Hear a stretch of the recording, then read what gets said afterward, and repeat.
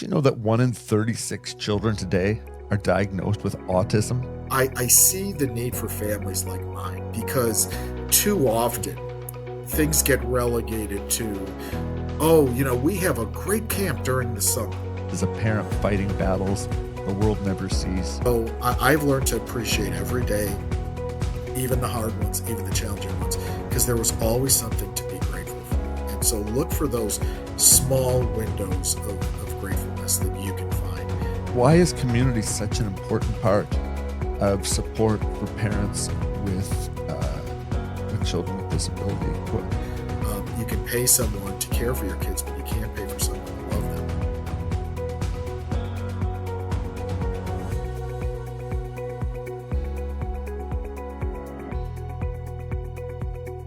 them. Hey friends, did you know that 1 in 36 children today are diagnosed with autism? And behind every one of those kids is a parent fighting battles the world never sees. Today we're talking with one of those parents, John Fela, a father who has turned his private struggle into a public mission of hope. John, thanks for taking time out of your day to spend some time on the SwagAbility Show. We're looking forward to digging into your background and for you just to enrich and enlighten us on stuff you've learned, through the last 20 years. You can get a bit about your background. Did you come from a teaching education? Yeah, so I was actually a school teacher for almost 20 years. I taught mostly elementary grades, some preschool. I actually had done a variety of roles in teaching, including special ed, and I was actually a director for a small private school at one time as well. And my teaching background, although I definitely had exposure to special needs kids and kids with disabilities, it never really was something that was kind of part of my life experience, right? It was something that I observed, something that I was around, but until my son was born, it really wasn't something I felt I had any connection to. So his birth and subsequent diagnosis is really what motivated me to get me on the path I am now. Yeah, I think pretty much answers really like I'm kind of wondering how your background as a teacher and parent influenced your advocacy for families with disabilities. Yeah, so being a parent of a child with a disability absolutely was the key motivating factor for me. If my child was not born with a disability, I don't think I would be doing anywhere close to what I'm doing now.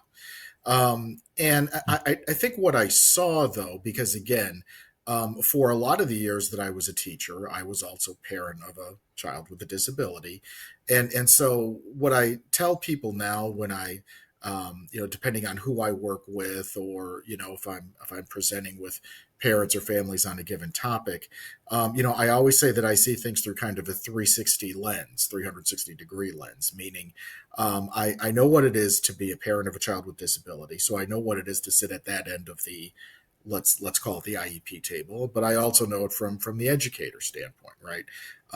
I know how hard teachers work. I know how frustrating and challenging it can be to do the best for the students and families you serve. And that's also where a big message for me when I'm talking either to families or even to other teachers is, the key word for me is empathy. Because, until you have been a parent in shoes like mine, like ours, you don't really know. There is so much heartache and frustration and fear and loss and all of those things. There are a lot of good things too. Please understand that. But there's a lot of struggle. And likewise, as an educator, I think many times parents, they want the best for their kids, obviously, but sometimes that can sometimes disintegrate into feelings of hostility or combativeness towards a school, or towards a program or a given teacher, because they feel something isn't right or something isn't enough, right? And the fact is that we all struggle as parents, we all struggle as teachers, right? But the fact is that in my experience, I know for myself and a lot of the folks that I had worked with over the years, of course we had the best interest of the child in mind. So it really lends itself to making sure that we're having a conversation about, kind of, putting let's put all of the anger, let's put all of the, combative thoughts, let's put all the weapons down, and let's see how we can dialogue and work together to support the child. And so for me, seeing it from that standpoint, and I'll also throw in seeing things through the lens of ministry as well. Because I have a background in disability ministry, which, if someone isn't familiar, disability ministry is essentially the movement in the church today to provide resources, support, and programs for individuals and families that experience disability in their congregations, right? And most churches, Right. unfortunately, have nothing. But again, it is a big movement. It's gaining traction. There are lots of ministries and organizations like Johnny and Friends. I'm wearing the shirt, and I previously worked for them. Who are doing great things in that realm. And for myself, as now kind of an independent consultant, let's say, that is something I bring to the table as well. Being able to see it from all those perspectives and say, I know what it is to have a child. I know what it is to be concerned about how my child will be accepted in church and at school.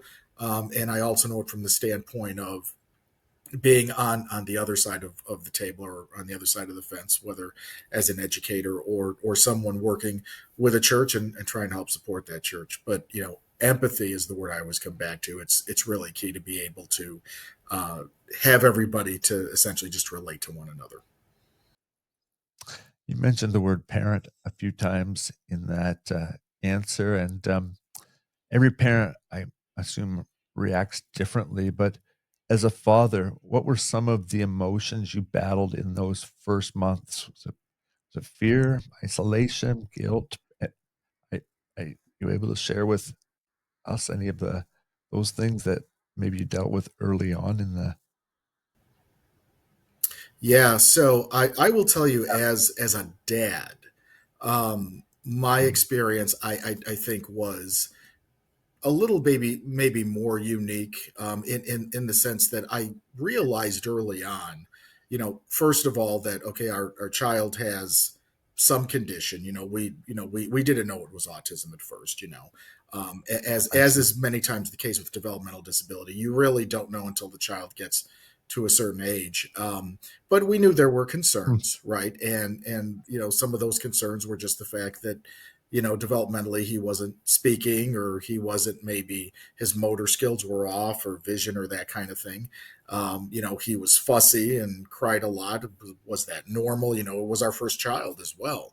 Was it normal? Was there something else going on? So we had a lot of those concerns. But my journey specifically, and what I experienced, certainly before and after his diagnosis, was that I learned very quickly that I really didn't know what my role or my place was. Meaning, my son's mom, who is now my ex-wife, and I'm remarried since, but she was always an exemplary mom.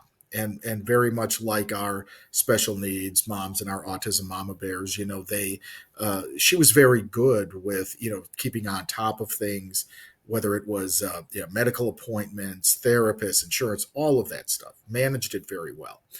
And because she managed it very well, but also because she had a very type A personality, and that was just her thing, I said, "Great, I'll just, support you however you need." And I did support. But the issue was that if I wasn't helping in all of the areas I just described, and as is usually the case with a lot of men, not all, but with a lot of dads, and these are things that I hear from other dads and other families around the country, most men respond to this by saying, "I'm just going to throw myself into my work. I'm going to work very hard, and I'm going to work to make enough money to cover all of these things." Now, mm, that's fine in theory. There were a couple of problems for me, though. One, I wasn't the breadwinner. My wife always made more money than me.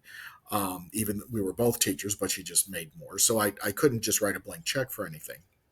But also, two, was the fact that I started to see that, okay, if I'm not the breadwinner and I'm not helping out in all of these other areas, then what do I do? What do I bring to the table? I certainly spend time with my son. I certainly love my son. I care for my son. I go to the appointments with him and all of those things. But I really just kind of felt out of place, as if I just was not I was, really not answering the call as a parent the way I felt that I needed to. And that really led me on a path of self-discovery. And it was a very challenging journey for a few years, for sure. But out of that, definitely a couple of things happened, and I'm sure maybe we'll get more to the faith conversation here. But my son's disability led me to faith in Jesus. It did. Yeah. There is no question about that. So through that season, not only did I come to faith, which definitely helped me restore my sense of who I was as a man, person, husband, but also I learned the importance of building community around me, of finding guys who understood me, guys who I could talk to and support me, and leaning into those things. So not only that could it make me a better, man, husband, father, but also allow me to then give back to other people, which is essentially my story later down the road in terms of the advocacy I've been able to do. Hmm. Yeah, I think it's a great time to get into it because at some point you began connecting with other families, mentoring dads who were struggling. Did you ever imagine like this path for yourself back then? And secondly, what was the turning point that kind of led you towards advocacy? Yeah, so I will tell you, in the beginning, I was a guy who um, felt like nothing and felt like he had nothing, right? Um, we went through a season of life about 15 years ago where nothing was working. I even, I had mentioned talking about being the breadwinner, but I had experienced a pretty bad job loss. So our finances were, really hurting. We almost lost our home. Our marriage is hanging by a thread. I was quite honestly suicidal at one point.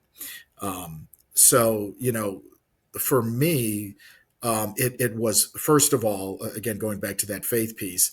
Once I was saved, I absolutely noticed a shift and a change in my life, and so realizing what my true value was, and that my true value was actually found in my identity in Christ, and not necessarily in what the world thought of me.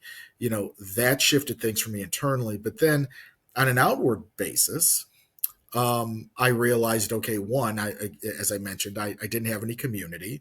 I didn't have anyone to support me. I didn't have any guys that understood me. So I intentionally Yeah. started to seek those things out. In the beginning, they were very small things. Connecting with other families that, my son, that was in my son's special ed program, that type of thing. Trying to do dad meetups, which I will tell you, I tried a couple of different versions of that, and they didn't necessarily take in the beginning because men don't always like to share, especially with strangers.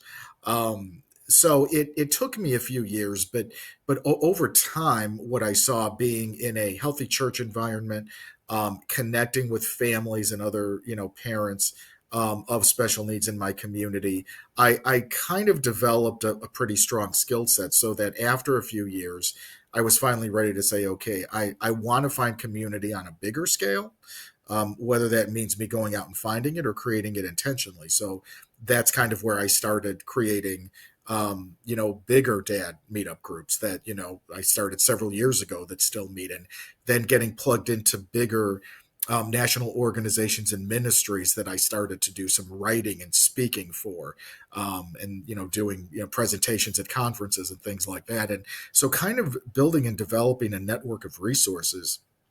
And the gift and the blessing there was everything that I was finding and everything that I was involving myself in was definitely a help to me, but the reason why I started to seek it on a bigger level was because I really did feel, the call of spirit telling me, it's time for you to give back. As was done for you, you need to go do for others now. And so my philosophy on it has kind of always been, it's great if I speak to a room full of 1,000 people, but you know what? It's just as valuable if I speak to one person, because I know what it was like to be that one person who maybe had nothing and had no one else, and was ecstatic if I found one guy that actually understood who I was and where I was coming from. So for me, I've always kind of carried that belief that, regardless of the format, regardless of the audience, if I'm speaking to a lot of people, great. But at the end of the day, I don't take for granted the need and the importance and also the value of even just connecting with one person, maybe locally in my area, or maybe someone that reaches out to me on social media or whatever. However that relationship gets created, I always value it, because again, I know what it meant for me when I needed it, and I certainly want to do that for someone else. Now that I've again walked that road. I love it because you're very vocal about your faith, and I think that's what the world needs to see, especially at this junction and this time in our history. Um, you made a great statement. My son saved my life, or saved me. Are you comfortable sharing your story to Christ um, that started with the birth of your son? Yeah, absolutely. And I will start out by saying that I was raised Catholic. My son's mom, my ex-wife, was raised Jewish. When we got married, we were spiritual, not religious. So we were very much into kind of the secular spirituality or New Age spirituality, whatever you want to call it. We basically just didn't want to belong to anything. And when our son was born, and when he started to have these issues, and therefore those issues then bled into the rest of our family situation and all of that, we started to see, okay, you know what, we have no one really to connect with. We don't have people that get us, and we feel like we need something else. So we talked about, yeah, maybe let's try a church. Okay. So one story that I tell, and I think it illustrates this perfectly. And again, I want to be very clear. I was not saved yet, right? We were just kind of seekers and exploring and all of that. But I tell a story in presentations called "The Tale of Two Parking Lots," and "Tale of Two Parking Lots" is a story of me being in two different places in my life in two different times, in the middle of crisis, sitting in my car in a parking lot looking for answers. Okay, so the first part of this story happened in 2012, and this is right in this very challenging season of life that I've described. And we were trying a church that had they had a men's group that would meet like every Friday night. And most of the guys in this group, I was in my late 30s at the time. Most of the guys in this group were at least 20, 30 years my senior. So, the hope was that I was going to be getting some sage advice and wisdom and whatever, from these folks. But I remember I was there early one day. It was during the summer. So I'm sitting in my car. I made a couple of phone calls to two of my oldest friends. And I was just kind of unpacking all of this for them, everything that was happening, everything that was going wrong, everything that was falling apart. And I remember, essentially both of them saying, we love you, but we don't know how to help you. Right. And one of my friends even made the comment, if it was me, I just walk away. And I said, well, of course I can't do that. So I go into this meeting, just a few minutes later, and as we do in the group, everybody kind of goes around and shares what's happening for them, and they knew a little bit about my situation, but not all of it. So I decided to just unpack it all for them too that night. And after I was done sharing, the room was quiet for about 30 seconds or a minute. And then finally, the group leader chimed in and he said, wow, that's really hard. We feel really bad for you. But what you need to know is that it's going to be okay. Now, the thing that I often share is, yes, I know it's going to be okay. Again, now that I am I am saved and a believer, of course, it's all going to be okay. But that's not what I needed to hear in that moment. That's not what you need to hear in real crisis. What I needed to hear was, you know what? I don't really understand what you're going through, but we're here for you. I'm here for you. You need someone to talk to. You need someone to support you, whatever. And I realized then I didn't have community. But what was fascinating though is that a short time after that, um, we got plugged into a different church. Okay. And this was a very interesting little kind of side note here, because my wife, again, who was a teacher, was working with someone who was a Christian, who she was close friends with, and her friend started to testify to her a little bit. And, my wife asked her questions about her church, and she said, our church has a men's group if that's something John's interested in. So I'm like, at this point, I'll try anything. So I decided to go to her church's men's group one night. It was essentially a men's Bible study that met on a Wednesday night. And I love telling this story about the night I was saved. So I walk into this Bible study. I don't know anybody. I don't know any of these guys, whatever. But I go in, and guys are friendly, and the pastor, he wasn't the head pastor, he was like the associate pastor, who kind of coordinated the group, welcomed me, and everybody was nice and asked questions, and I was able to share in the conversation, and then they did prayer at the end, and I remember that there was a guy, his name was Matt, who actually prayed for me at the end. Now, understand, I was not technically saved yet, but I understood the just the value and the profound nature of that, the fact that he was willing to do that for me. So, and I went up and I thanked him after. But here's what was really interesting. That summer, okay, at least in the US, at least in our part of the country, we experienced a very, very extreme drought that year. It went weeks without rain of any kind. It was in the news that farmers were losing crops, left and right, and it was just a big it was a big deal. And so right Yeah. at the end of the meeting, one of the guys picks up his iPhone and on his weather app, and it's showing this big storm that's heading our way. And of course, it's been weeks and weeks since there's been any rain, so everybody's like, "Ah, come on, that can't be real." Well, as soon as I walk out of the church, it is pouring like Noah's flood pouring. It's coming down. It's like, wow, look at this. So I get in the car and I'm driving, and our home at the time was maybe about 10 minutes from this church. And I'm driving now, mind you, it's a summer night. It's about 9 o'clock, 9:30. It's dark. It is pouring, raining. I pull into our neighborhood, to our development, and I'm kind of on the main street. And I'm the only one driving, the only one out, except as I'm driving down this street, there were three teenage guys that had their shirts off and were dancing in the rain and were kind of whooping it up as I drive by. Now, my first reaction to this was look at these three idiots, right? They're just dancing in the rain, being foolish. But when I came home and I started to share with my then wife about what I experienced, and she said, "You're different." I said, "I know." And I think I think I'm going to follow this. I think I am going to buy into what they're selling, so to speak. And you know what? I'm going back, and I want more of this. And um, uh, people will sometimes ask me, okay, did you really give your life to Christ that night? Usually I say yes. I mean, I didn't necessarily say the sinner's prayer that night or anything, but I mean, for me, that was really the night I was saved. But what that one piece about driving down that street with nobody else out, and I'm the only one that sees three guys dancing in the rain as I'm going by, almost like celebrating, I'm like, that just made me think all Yeah. those years, later. So, yeah, so all of that to say, none of that would have happened if my son didn't have a disability.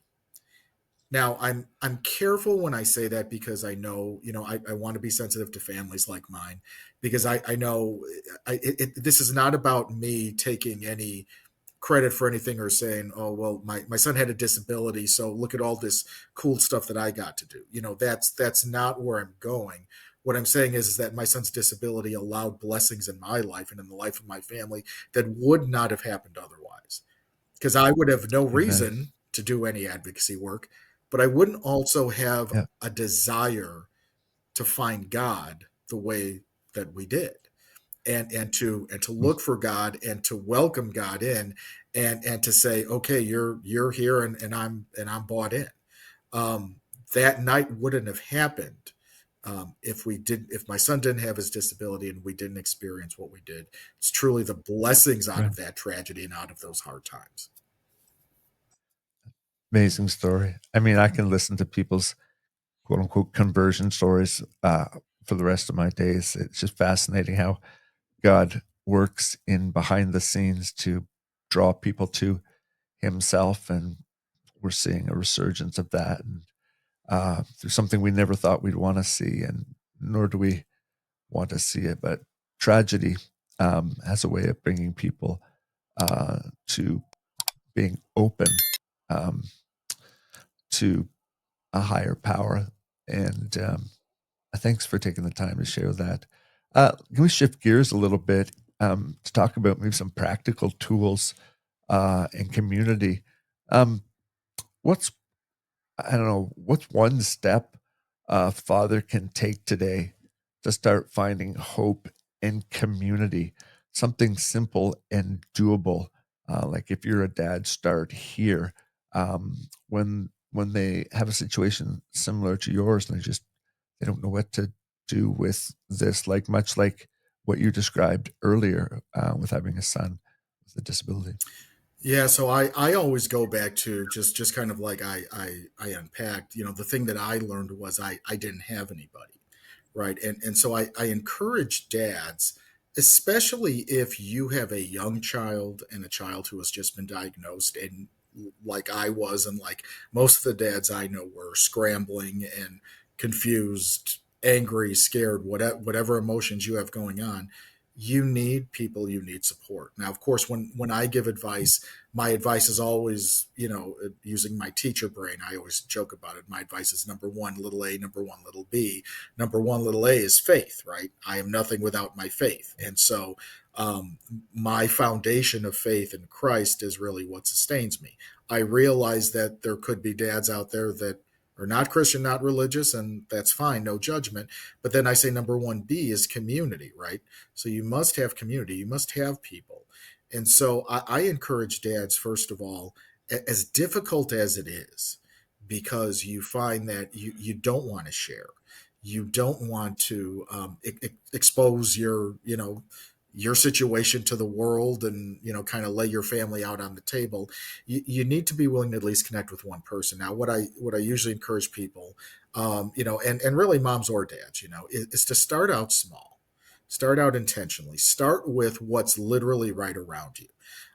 If your child attends school, think about connecting with either parents in the same program, or sometimes schools may even have some type of a special ed or special needs, maybe support group or something, or a way for parents to engage. Same thing like at a therapy clinic. If your child attends a therapy clinic, there may be parents there you can engage with, or even in your own community, in your own neighborhood, or in your own church, let's say. So start out small. Start out intentionally with the people that are right around you. And then I say, branch it out slowly, right? So for me, and kind of going back to my story a little, belonging to a good church provided a couple of things. One, it provided kind of that default community, because you always have kind of, people there that care about you, will ask questions, how can we help you, kind of thing, whether they have disability or not, right? I will tell you, most of the families, there was a really good church we attended for years, and most of the families didn't have kids with disability, but they all cared about us. They cared about our son. They loved on us, and that was great.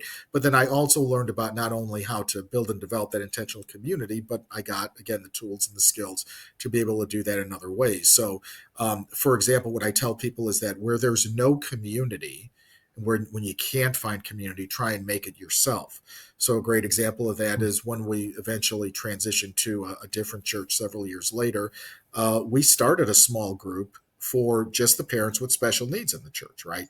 We created that based on the things that I had learned and we had learned over the years in different environments, but also too things like social media. Social media, Facebook is a great place to find groups, usually for disability or for things that maybe are in your community. I know the special need dads group that I run in person in the Chicago area. That started several years ago because I connected with a guy in another special need dads Facebook group, and it was actually a group that did in-person meetups, but it was about an hour from where I lived, so I wasn't interested in traveling. But I met a guy who was close to me that said, "Hey, I'd love to start something." I said, "Great, let's do it." Right.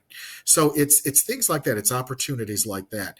But then also too, in terms of organizations to kind of get plugged into. So especially for dads, there's a few that I'll always mention. One that I will always mention in every interview or wherever I go is Special Fathers Network. So Special Fathers Network is a national organization based in Chicago just for special needs dads. And there are a lot of great ways to get connected with resources. So it doesn't matter what part of the country you're in, and quite honestly, we have dads from around the globe at this point. We have dads in Europe, we have dads in Africa, etc. But you can get connected either with one person. So they actually have a mentoring program where you can get connected with one person, maybe in your community or, maybe not. But let's say someone who has a child with a similar diagnosis or, again, similar age, whatever it is. So you can get connected with one, or you can be part of a support group. There are virtual support groups that they host. And it's really with the guys from all over the country, but then they also have, depending on where you are in the States, there are some different in-person ones that meet as well. So it just kind of depends on what your thing is. But there's a great list of resources, podcasts, YouTube. There's a virtual conference. There's a retreat once a year. So tons of great resources to get plugged into and lots of great people as well. So a lot of amazing dads. So I love talking about that organization. Another really good one is called Rising Above Ministries. A friend of mine, Steve Chapman, is the CEO of that. And Rising Above is essentially a Christian ministry that provides services to families of disability. So they have a lot of great stuff for moms and dads. They actually have small group studies, Bible studies that have a special needs focus. But I know for the dads, for example, there is just like what I described with the other organization. There's a virtual meetup they have as well as a podcast. So that's another great ministry for dads you can get plugged into. And then there's another great one, and it's not for special needs, but it is a very strong Christian organization called Father Co-Mission. So Father Co, C capital CO mission, and they're a national organization. They do like monthly prayer calls. They do a retreat as well, and it's really just a way for guys, for dads, to get together and pray and support each other. So those are a few that I like to mention, Wow. especially for the dads. And again, the great thing about those organizations too is, uh, especially Special Fathers Network and Rising Above, even if you're a mom, there's still going to be things there for you too, right? Because there are still either a lot of the products or services, for example, that Rising Above has, are either for moms or the wives as well.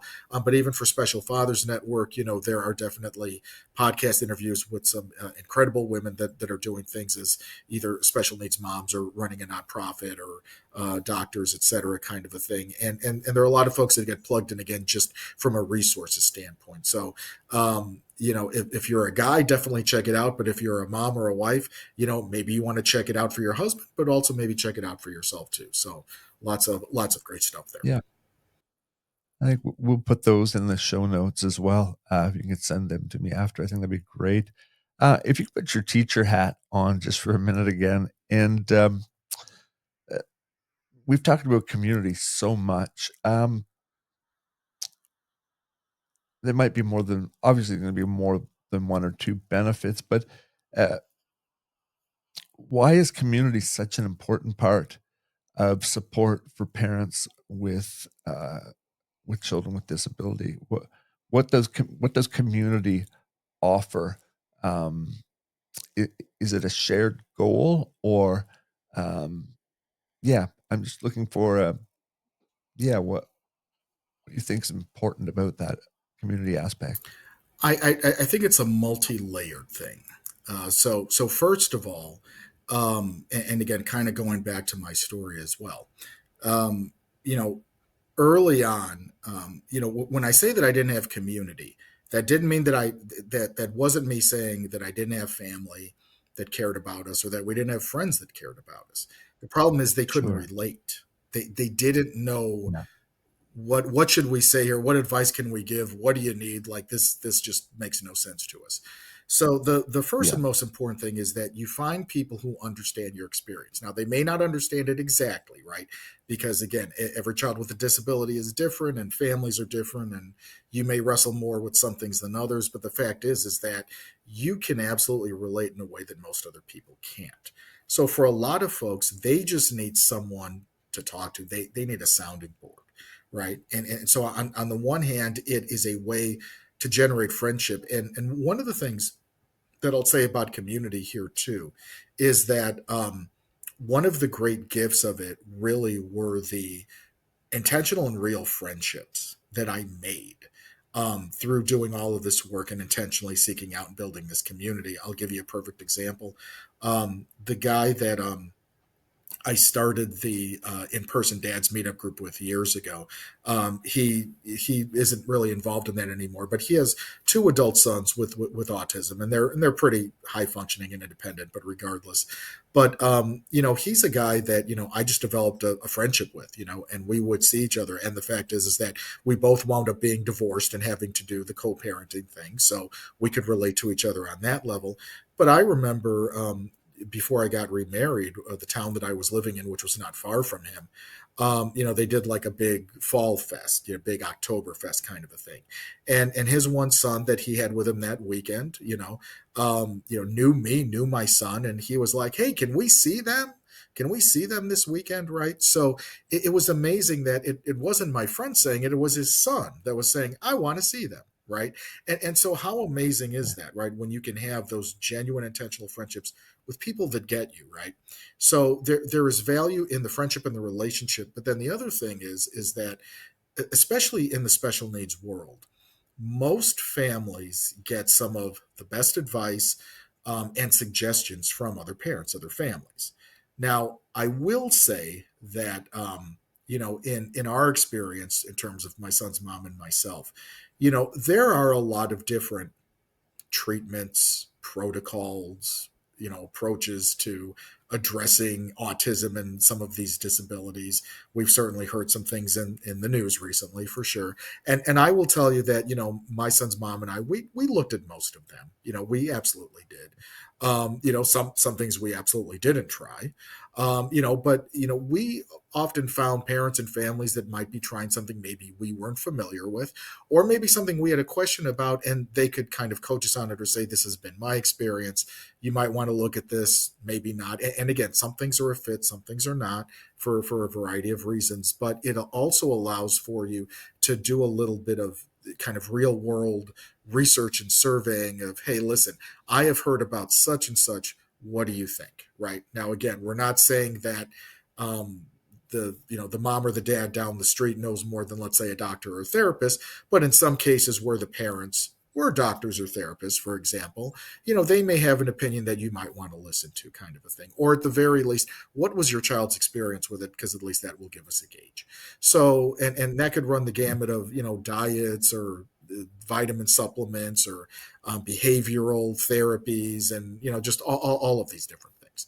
So there was value in that too. And so having friendship, having a kind of a sounding board to get information and kind of compare notes, kind of a deal. And then also too, a lot of families like ours, we also want to remember, whether you have young kids or whether you have an adult child, the fact is that your kids show up different, right? You can be around my son for 30 seconds and figure out that he has autism or some form of developmental disability or something, right? And the hard thing, especially when you're a young parent, and I think it maybe gets easier as you get older, but it's still hard. Is okay. I'm taking my kid to the playground. My kid is different. My kid shows up to school. My kid is different. They show up to church. They're different. They show up at the mall or at the grocery store. They're different. There's so much anxiety and just genuine fear of the public and what are people going to say, and is my kid going to get bullied, or am I going to get bullied for something? I mean, stranger things have happened. And so even just going out in the world in general is hard. So when you have that kind of community, it insulates you a little bit in that, what, if my child with autism gets invited to his buddy, down the street who has autism and they're having a birthday party, I don't necessarily have to worry about people like, why is he playing like that? Or, Yeah. why is he only playing with one toy for, hours on end or whatever it is, or is avoidant of certain things, whatever. I don't have to worry about explaining all of that, right? Because he's just accepted, and so we want to still be part of the world in general. I've never kept Right. my son away from being in public, and quite honestly, the vast majority of our experience have been positive. But the fact is that it's always good when you have that comfortability around you to say, you know what, we're going to be with these families, and I can just take this weight off my shoulders because my son is accepted no matter what. My child's accepted no matter what. So that's also a real gift there for sure. One of the things that you've been part of and you've mentioned already, and I think offers a community that would foster that feeling that you're talking about, is the work you've done with Johnny and Friends, helping churches and communities support families with disabilities. Um, what does effective support look like when it's done right? You think of a organization like Johnny and Friends. Um, It's a little bit. I will be totally honest, and again, as a former employee, and I still love sure. the ministry. It is an exceptional ministry, and they do great work. But it's a little bit of a catch-22, and here's what I mean by that. Okay. One of the biggest outreaches that Johnny and Friends does is something called Family Retreat. Okay, and essentially what Family Retreat is kind of like what I just described in terms of having that insulated community around you. It's a way for a family of disability to go on a vacation, because families with Mhm. disability, whether it's a developmental disability or, and this is not my son's experience, but where there is a very hard medical disability where you literally need to travel with equipment and, let's say, a special van, or whatever your thing is. It's hard. It's hard to just get in the car and just say, hey, we're going on a trip, or getting on a plane, or going wherever. So Johnny and Friends, through the family retreats, creates an environment where for a week you can go to one of their retreat locations around the country. So we have regional offices around the U.S. And they're, each office kind of hosts its own version of this. So the ones that we used to do out of our Chicago office were hosted up in Michigan. And it for a week, a family gets to come. The person with the disability, regardless of age or condition, gets a one-on-one buddy, and then we provide the accommodations, the food. There's a camp pastor. There's a message every day. There's worship, and then there are specific programs for all ages. So it's kind of like my kind of comparison is it's kind of like VBS, if you're familiar with Vacation Bible School. So it's kind of that format for all of the different ages, and regardless of it, whether it's you have a 3-year-old with a disability or an adult who's 30 with a disability, we have all of the programs for all the ages, typical siblings, moms, dads, you name it, they have it all. So it's an incredible outreach, and it's actually how our family found Johnny and Friends many years ago. Again, I wasn't raised in the church, so that we were unfamiliar, and certainly until our son with disability came along, we really didn't know anything about it. But when I worked for them, my role was called ministry relations, which meant I was the person that trained churches on how to support families and people with disability within the church. Now, here's kind of the challenging part of the conversation, because on the one hand, Johnny and Friends does amazing work through things like Family Retreat, but the fact is that that's only one week out of the year. Now, there have been True. studies done that essentially show it's really 1 in 10 churches that have any kind of formal support or structure for people or families of disability. Meaning 9 out of 10 churches might be friendly to people with disabilities. Maybe there's some informal support, but at the end of the day, if I were to just show up to a random church and say, I have a son with severe autism, what can you do? You're probably going to get a deer in the headlights look like we don't know. Now, that doesn't necessarily mean they're not willing to support you or help you, or that they may not want you. However, there are churches, and we know families that have had this experience, that have essentially been told, we can't help you. We don't have anything for you here. This isn't the right fit. Maybe that church down the street that has something is a fit, but we're not a fit. And so here's the bigger, deeper issue is that, it's great when there are outreaches, it's great when there are programs, it's great when you have a little camp, and again, Johnny and Friends isn't the only ministry or organization that does something like family retreat. There are ministries like Young Life Capernaum, that's a global organization as well, and they do camps for youth with disabilities, and there are other, secular ones as well. But the fact is that what is going on the rest of the year? What is going on that other 51 weeks or however many weeks? Because if families like mine don't just need another camp, we need the Church of Jesus Yeah. Christ to do Church of Jesus Christ things, as I would always say.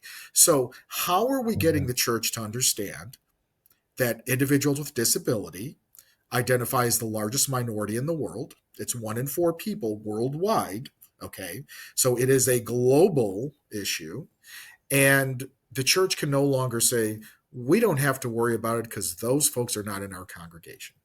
Well, guess what? They might be, and maybe you haven't recognized it, or maybe you're not supporting them to the best of your ability.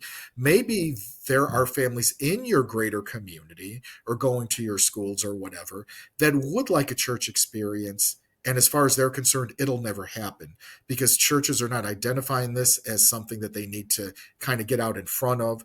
They need to be promoting it to families. They need to be connecting with families and opening their doors to families like mine. But they also need those tools and resources in place to make sure that they're supporting those families and, quite honestly, supporting their staff and volunteers also as well. So I love doing the work. When I was with Johnny and Friends, I'm actually still doing that work outside of Johnny and Friends now as well. So for me, that really is a passion because I see the need for families like mine, because too often things get relegated to, oh, we have a great camp during the summer. Okay. What Yeah. happens the rest of the year? Well, nothing. But just look Yeah. forward to that camp. It's not enough. It's not enough, not anymore. We need to step up. And again, as the body of Christ, and again, this is the other thing that I always speak to churches about, specifically the leadership. This isn't John saying it. This isn't Johnny and friends saying it. This isn't some other expert or ministry somewhere saying it. It's God saying it. It is literally written all over Scripture. I can point to a bunch of references in Old, New Testament, doesn't matter. This is scriptural. This is our basis and foundation for it. Everyone is a part of the body of Christ, and everyone deserves a seat at his table. And if you're not allowing for that, then you are not doing your responsibility as a local church to really welcome these families in completely. You may be welcoming a lot of different people in. You may be supporting folks in a lot of other areas and demographics, which is wonderful. But people with disabilities are basically the next big wave. Disability ministry, as I kind of mentioned in the beginning, it's the next big movement in the church. It's huge right now. There are a lot of ministries, not just Johnny and Friends, that are working on this and doing great things. And so I encourage people that if your church does not have disability ministry, whether you identify as a family of disability or not, ask those questions. And certainly feel free to reach out to me depending on where you are in the country, because I can connect you with a resource. But bottom line is there are so many great resources, and the vast majority of them are online. So you can always connect with a ministry organization or a person that can definitely support and direct you. And of course, I can certainly do that as well. Yeah, we'll provide those in the show notes because you're right, 1 in 4. I mean, it's those type of odds wouldn't be ignored in any other area, but it seems with disabilities, you know, we have, like you said, we have that thing coming, but there's all the days before, which kind of leads me right into my next question is where do you see the biggest gaps in support today and what needs to change? Um, I'm really just going to say general awareness in our culture, because I could certainly, I could put a laser focus on the church for sure, but it's really also society in general, because too often, again, we have this perspective as a culture, as maybe as far along the road as we have gotten, and to be fair, I think about, I'm 51. When I was a young child, um, you know one of the worst things you could call someone, one of the worst insults you could use was the R word, right? We all know what the R word is. The world has gotten exponentially better in terms of welcoming people with disabilities. But whether it's, say, for example, the church not welcoming a family in, um, or let's say in society, someone like my son who's 17 now, he'll be an adult soon. His prospects for, let's say, having a job or living independently, which to be fair, he'll never live independently, and he probably could never even hold a job independently. But the fact is, there are many with disabilities who are very high functioning, who can absolutely be employed, live independently to whatever degree. But the problem is that a lot of society is continues to put everyone in a box. In the disability world, we would sometimes refer to that as ableism, meaning these poor people with disabilities, let's just help them. Let's just give them whatever help they need. Let's give them a camp, or let's give them they can all work at this grocery store. But that's all they can do because they're these poor folks with disabilities. When the reality is, and this is a great example that I use with churches all the time. I tell churches, I say, listen, your goal is not inclusion, okay? And they scratch their head at that a little bit. Like, wait a minute, I thought you want us to be inclusive. I do.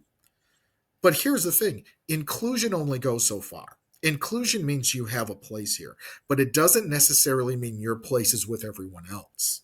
Many churches have disability ministries or programs or supports, but they're what we would refer to as siloed, meaning they're in a box. They are still separate within the church, right? As opposed to, what about these people with disabilities who actually want to serve, who have gifts, tools, talents as well?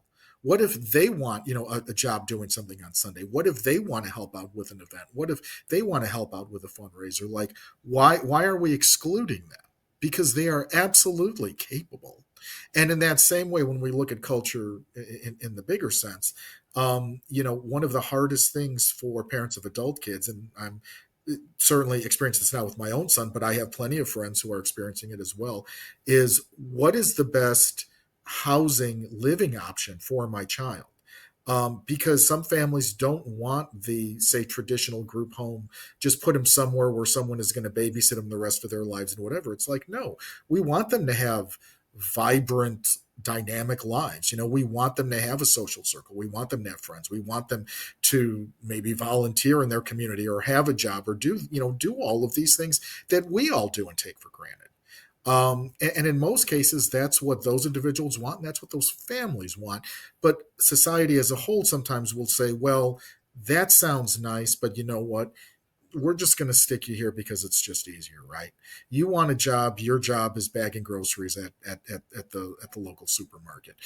As opposed to, you know what? I may be very good at a variety of things, and you're just not recognizing it. And maybe as a person, like anybody, I don't want to spend the rest of my life bagging groceries.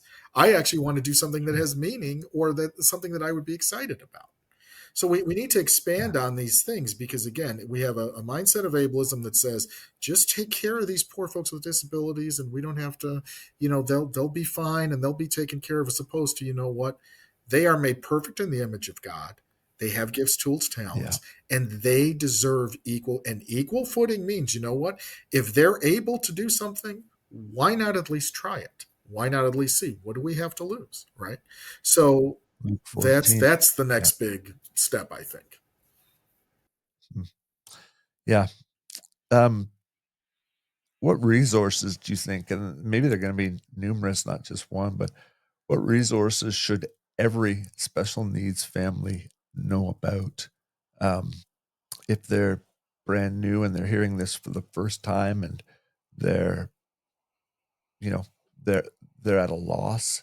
Um, are there specific needs that every family should know or can reach out to? Or yeah.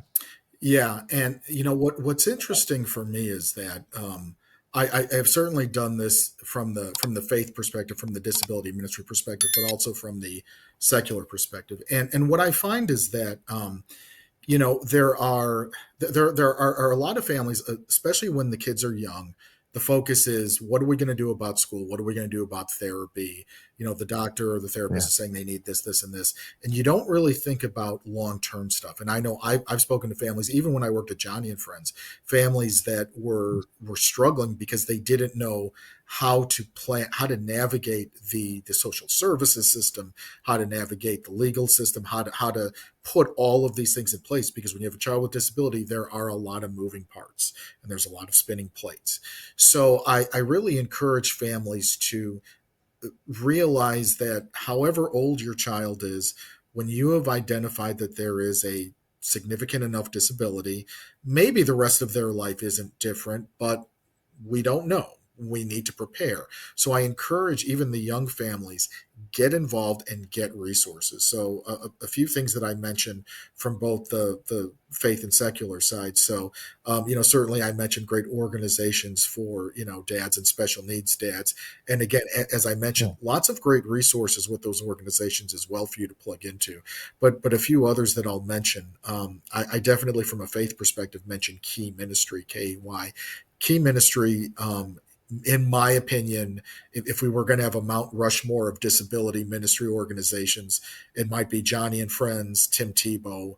There's another great one, Nathaniel's Hope, and then there is also um, uh, Key Ministry. So Key Ministry is excellent because they really are a hub for anyone that is doing anything profound in disability ministry. They are doing outstanding work. Anyone who is a mover or shaker, writer, speaker, author in that world is connected to Key Ministry. They do a huge disability ministry conference. It's the biggest in the country, called Disability in the Church, every year. I've gotten to present there since 2018, and I've really seen it grow from something that was really just something that came out of the home church where the ministry was birthed. Now it's something that they actually take around the country to different places.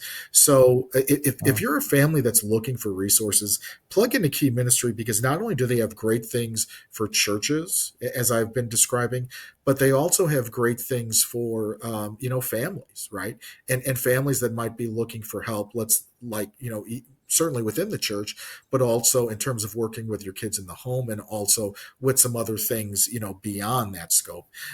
So they're a great organization. I had mentioned Rising Above Ministries as well, which is really great. There's another great one called Ability Ministry. Ability and Key are both out of Ohio. And Ability Ministry, their focus is more churches, but what's great about it is they have so many great resources for churches, specifically for Sunday school curriculums and all this type of thing. So if you are at a church where maybe they're struggling to put something together, Ability Ministry has a ton of great stuff. So I definitely would encourage you to check them out. But then on the secular side too, for example, I would tell any family, any parent, to get connected with their local chapter of the ARC, ARC. The ARC is a national organization that supports people and families of disability.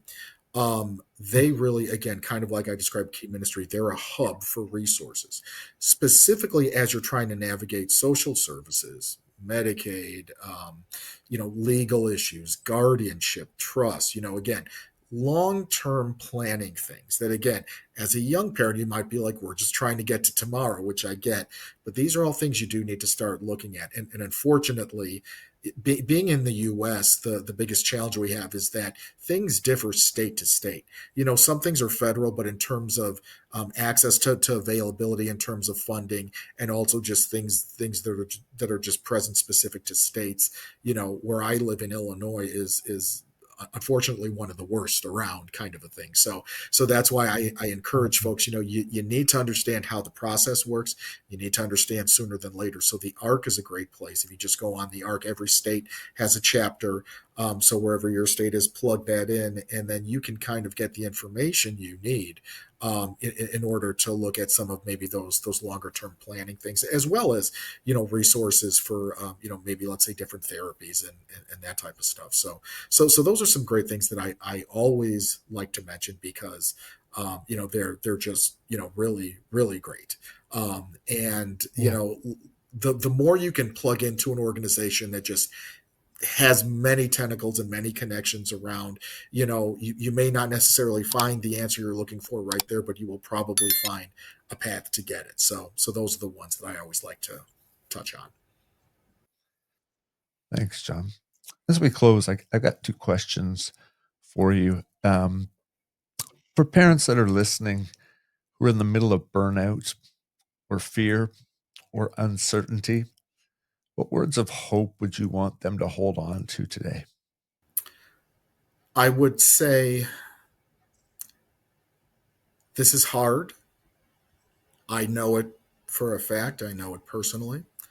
Um, I would never just tell somebody it's going to be okay, because I know how much I didn't want to hear that, when I was at that place. Um, but I encourage you to remember that regardless of your child's situation, your child is still your child, right? And your child still has value in the eyes of God. They have value as a person, they have value as your child. And as difficult and as challenging as things might be, one of the things that I think I learned now with many years perspective is that as I look back, even on the most challenging points of my life, points of the journey, and some of the stuff that I talked about, I can look back on specific parts or days or events or whatever it was where I think to myself, wow, that was really great, or that was a really good memory. Thinking about something as simple as, for example, um, you know, my son being very young and going to an Easter egg hunt at the church we attended. Well, we were going through a very difficult time this one year, but I remember that, what, my mother, who is unfortunately now in her 80s with dementia and assisted living, who, can't, function outside of the assisted living anymore, she was healthy and mobile and was moving around with him and trying to find the stuff. And I'm like, wow, my mom was healthy. And, this was, as much as we were struggling, and again, this is in my first marriage, I also knew that better days were just around the corner as well. So, the fact is that there is always something to be grateful for. There is always something that you will say years from now, as difficult as today might be. And I wouldn't doubt it if you say that it is difficult. I would never assume that it's not difficult if you say that. But there's always something to be grateful for. There's always something you'll look back on with fondness and say, you know what, that was really great, or I was really appreciative of something someone did or said, or just something that was in the environment that made all the difference, right? So I've learned to appreciate every day, even the hard ones, even the challenging ones, because there was always something to be grateful for. And so look for those small windows of gratefulness that you can find. They might be very tiny, but they are there.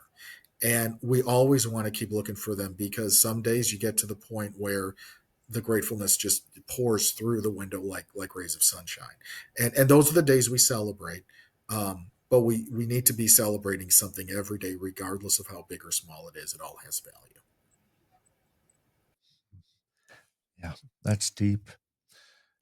John, when you think about your work with families and the impact of your story, what legacy do you hope to leave with your child, your family, and the broader disability community at large?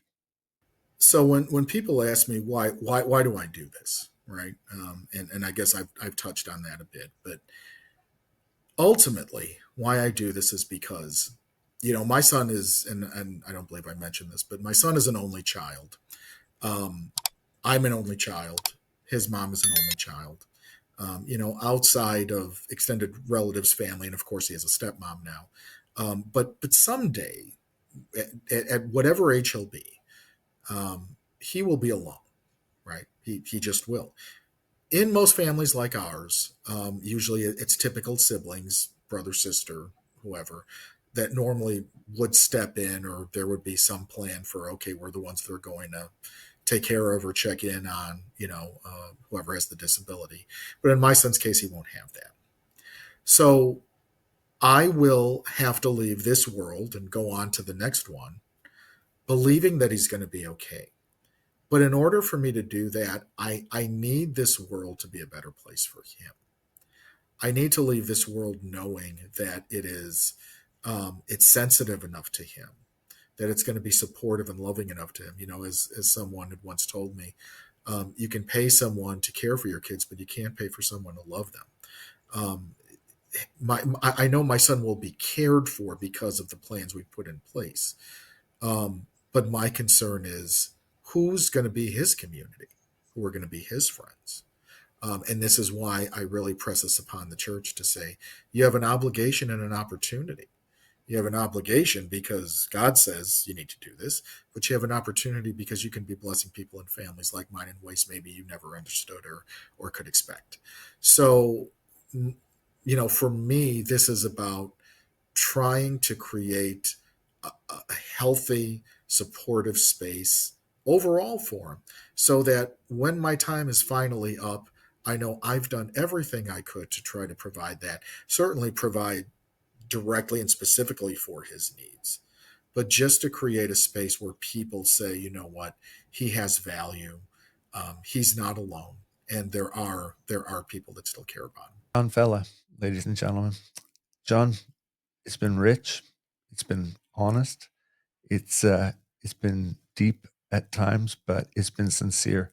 And I really appreciate you taking the time to come on the SwagAbility Show to share your heart, to share hope, to share where there's still room for more.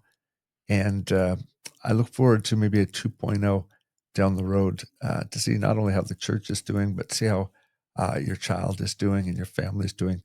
Thank you for spending some time with us today. Absolutely. Thanks so much for having me.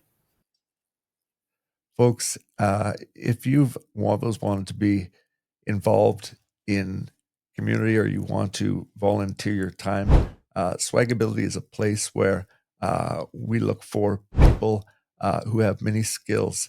Um, our desire and goal is to see everyone to thrive where life finds them, with a focus on people with disabilities that are going through trauma, illness. And if you think you have giftedness or you have time and you want to serve in a volunteer fashion, reach out to swagability.com and you'll find a form there where you can join our organization and our ministry. The other thing you can do for us is subscribe to our YouTube channel. And the greatest honor you can do for my wife and I is to share our journey, our ministry, and our organization so that we can help people of all ages, of abilities to be able to thrive where life finds them. Until next time, friends, Swags out.